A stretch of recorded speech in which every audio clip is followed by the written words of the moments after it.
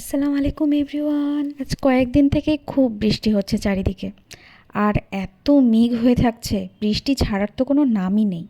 আর বৃষ্টির দিনে না বিকেল হলে কিছু না কিছু খেতে ইচ্ছে হয়, মনে হয় যেন কিছু একটু নতুন বানাই আর খাই। তাই আজকে মাকে ডিস্টার্ব না করে নিজেই সোজা চলে গেলাম কিচেনে। আর কিচেনে গিয়েই তাড়াতাড়ি করে আমি কিছু আলু কেটে নিই। আলুগুলোকে ভালোভাবে ওয়াশ করে আমি এখন প্রেশার কুকারে বসিয়ে দেবো জল দিয়ে সেদ্ধ করার জন্য। হয়তো তোমরা কিছু গেস করছো যে আমি ঠিক কী বানাতে চলেছি। বলো তো আমি কী বানাচ্ছি? ঠিক ধরেছ, আমি বানাবো এখন পরোটা আর আলুর দম। আলুটা তো সেদ্ধ করতে ওদিকে দিয়ে দিয়েছি, আর ওদিকে অলমোস্ট আলুটা সেদ্ধ হয়ে গেছে। আর এখানে আমি আটাটা মেখে ঢেকে রেখে দিলাম কিছুক্ষণের জন্য। এবারে চলে এলাম কড়াই নিয়ে। কড়াইয়ের মধ্যে ভালোভাবে সরষার তেল দিয়ে দিলাম, আর সরষার তেলের সাথে সাথে এখানে দিয়ে দিলাম 5 ফোড়ন, তারপর তেজপাতা, তারপর ওই গরম তেলের মধ্যে দিয়ে দিলাম পেঁয়াজ। গরম তেলে পেঁয়াজটা দেওয়ার কিছুক্ষণ পরেই আমি একটু চিনি আর একটু লবণ অ্যাড করে দিলাম।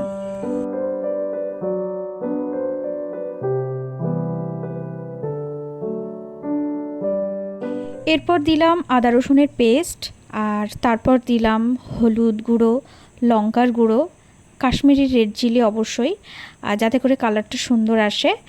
আর এভাবেই আমি মশলাটাকে কষিয়ে নিলাম। কালারটা জাস্ট একবার দেখো কত সুন্দর এসেছে না। তারপর ওই সেদ্ধ করে রাখা আলুগুলো এর মধ্যে মিক্স করে দিলাম। তারপর স্বাদ মতো কাঁচা লঙ্কা দিয়ে দিলাম। আমি একটু ঝাল ঝাল খেতে পছন্দ করি, তাই একটু আমার ঝালটা বেশি হবে। যারা যেরকম পছন্দ করো স্বাদ মতো তারা সেভাবে দিতে পারো। এরপর আমি অ্যাড করে দিলাম জিরে গুঁড়ো, আর তারপর দিয়ে দিলাম সামান্য একটু মিট মশলা। অ্যাকচুয়ালি এগুলো দেওয়ার পরে খুব সুন্দর একটা স্মেল আসছিল, আর এভাবেই আমার কিন্তু আলুর দমটা রেডি হয়ে গেল। এবারে চলে গেলাম পরোটার পর্বে। অ্যাকচুয়ালি অনেক দিন থেকে সোশ্যাল মিডিয়াতে আমি দেখছিলাম লাচ্ছা পরোটা। অ্যাকচুয়ালি আমি রান্নাবান্নায় খুব একটা পারদর্শী নই, তবু আজকে একটু চেষ্টা করেছি। প্রথমে আমি মেখে রাখা ময়দাটাকে এভাবে লুচির মতো বেলে নিলাম, আর তারপর ছুরি দিয়ে এভাবে একটু করে কেটে নিলাম। অ্যাকচুয়ালি আমি যেভাবে দেখেছি সেভাবেই করেছি, আর ভুল ত্রুটি হলে অবশ্যই সেটা আমাকে ধরিয়ে দিও। অ্যাকচুয়ালি ফার্স্ট টাইম আমি ট্রাই করেছি, ভুল হতেই পারে। যাই হোক, তারপর এভাবে পাকিয়ে নিয়ে এটাকে বেলে নিলাম। প্রথমবার ট্রাই করেছি, আর সেটাই তোমাদের সঙ্গে শেয়ার করেছি। আবারও যদি কখনো করি অবশ্যই জানাবো, তবে খেতে মন্দ হয়নি। আর এভাবেই আমি বেশ কয়েকটা বেলে নিলাম। আর হ্যাঁ, আমি যখন ময়দাটা মেখেছিলাম না, তখন আমি ওর মধ্যে একটা ডিমও অ্যাড করেছিলাম, যাতে করে একটু ক্রাঞ্চি ভাব আসে। যাই হোক, খেতে কিন্তু মন্দ হয়নি। করার পরে আমি এবং আমার ভাই খেয়েছিলাম, তো দুজনেরই আমাদের বেশ ভালোই লেগেছিল। যাই হোক, আমার ভিডিওগুলি যদি তোমাদের ভালো লেগে থাকে তো প্লিজ আমার চ্যানেলটিকে সাবস্ক্রাইব করে দিও, আর আমার প্রত্যেকটা ভিডিওতে লাইক, কমেন্ট এবং শেয়ার করে দিও।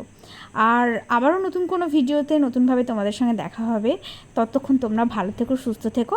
আর এভাবেই আমার ভিডিওটির শেষের দিকে চলে এসেছে। দেখতেই পাচ্ছ পরোটাগুলো ভাজা হয়ে গেছে, আর খেতে কিন্তু সিরিয়াসলি বেশ ভালো হয়েছিল।